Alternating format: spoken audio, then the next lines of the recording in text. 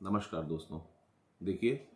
आज के समय में किसी की संपत्ति हड़प लेना, जबरदस्ती कब्जा कर लेना इतना आम हो गया है कि लगभग हर व्यक्ति जिस किसी के भी पास प्रॉपर्टी है वो इस प्रकार की गुंडागर्दी से बहुत ज्यादा परेशान है। ऐसी परिस्थिति में अगर आपकी भी कोई संपत्ति है, आपके पास भी कोई ऐसी प्रॉपर्टी है जो आपको वसीयत से या पैतृक रूप से अपने घर परिवार से या आपकी मेहनत की गाढ़ी कमाई से खरीद करके प्राप्त हुई है और आप उसकी उचित देखरेख नहीं कर पा रहे हैं, या कोई ऐसा व्यक्ति उस संपत्ति के आस पड़ोस में रह रहा है जो जबरदस्ती आपकी उस प्रॉपर्टी पर बुरी नजर रखे है, घर मकान जमीन जायदाद को जबरदस्ती हड़पने पर आमादा है, गुंडागर्दी कर रहा है,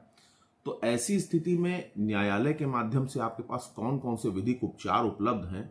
कौन कौन सी लीगल रेमेडीज हैं जिसके थ्रू आप अपनी उस संपत्ति को सेफ रख सकते हैं, उसकी सुरक्षा कर सकते हैं, उसके संबंध में आज मैं आप लोगों को जानकारी दूंगा। देखिए, अगर ऐसी कोई समस्या आपके भी साथ है कि कोई इंसान है जो आपकी प्रॉपर्टी को, आपके मकान को, घर को, जमीन जायदाद को, किसी भी चीज को हड़पने पर आमादा है, तो आपको सिविल कोर्ट में परमानेंट इंजंक्शन का सूट करने का राइट है। Permanent injunction in the sense, इसका मतलब हो गया स्थायी निषेधाज्ञा का मुकदमा, यानी कि स्पेसिफिक रिलीफ एक्ट के इस प्रोविजन के अंतर्गत आप सिविल कोर्ट में जहां पर भी आपका जुरिडिक्शन लगेगा,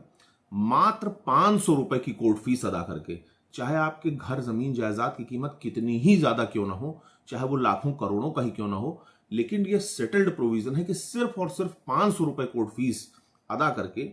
आप सिविल कोर्ट में स्थायी निषेधाज्ञा का मुकदमा करेंगे और जो भी व्यक्ति या जो भी संस्था या जो लोग भी आपकी जमीन जायदाद को हड़पने पर आमादा है, उनको उस मुकदमे में विपक्षी पक्षकार बनाएंगे और सिविल कोर्ट से ये मांग कर सकते हैं कि उन व्यक्तियों को, उन गुंडे तत्वों को, उन आपराधिक तत्वों को आपकी प्रॉपर्टी को हड़प करने, उस पर जबरदस्ती कब्जा करने, उसको जबरदस्ती बेचने, उसमें घुसने से तत्काल प्रभाव से निषेधित कर दिया जाए, रिस्ट्रेन कर दिया जाए, रोक दिया जाए। और अगर आपके पास पर्याप्त साक्ष्य या दस्तावेज मौजूद हैं तो निश्चित रूप से सिविल कोर्ट से आपको स्टे ऑर्डर मिल जाता है। हाँ, ये याद रखिएगा, एक चीज अति आवश्यक है,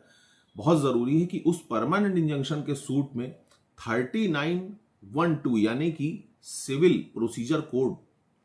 का ऑर्डर 39 रूल 1 और 2 की जो एप्लीकेशन होगी उसमें सारी बातों को मेंशन करना ना भूलें, क्योंकि वो एक इंटरिम रिलीफ से संबंधित एप्लीकेशन होती है जिसको हम लोग लीगल लैंग्वेज में C6 कहते हैं। उसमें आपको सारे स्पेसिफिक ग्राउंड जरूर लिखने चाहिए और जो भी मुकदमा आप लेकर के जा रहे हैं, जिससे संबंधित, जिस भी प्रॉपर्टी से संबंधित, उसके मूल दस्तावेज जब आप मुकदमा प्रस्तुत करते हैं उस समय आपके हाथ में, आपके पास जरूर उपलब्ध होने चाहिए, क्योंकि सिविल प्रोसीजर कोड में यह भी प्रावधान है कि न्यायालय किसी भी प्रकार का स्टे इत्यादि देने से पूर्व मूल दस्तावेजों को देख सकती है। तो अगर कोर्ट ने आपसे मूल दस्तावेज यानी कि आपकी रजिस्ट्री की कॉपी या खसरा खतौनी की कॉपी इत्यादि मांग ली और आपके पास वो उपलब्ध ना हुई मूल रूप से, उस समय जब आप वहां आर्ग्यूमेंट कर रहे हैं, अपनी बात रख रहे हैं कोर्ट में स्टे लेने के लिए, यहां विपक्षियों को रोका जाए, स्टे दिया जाए कि कोई भी मेरी प्रॉपर्टी में इंटरफेरेंस ना कर सके इलीगली, तो अगर आप वो मूल दस्तावेज नहीं दिखा पाए तो हो सकता है कि आपकी ये कोशिश नाकाम हो जाए और आपको किसी प्रकार का कोई भी रिलीफ ना मिले। इसलिए ये एक ऐसा उपाय है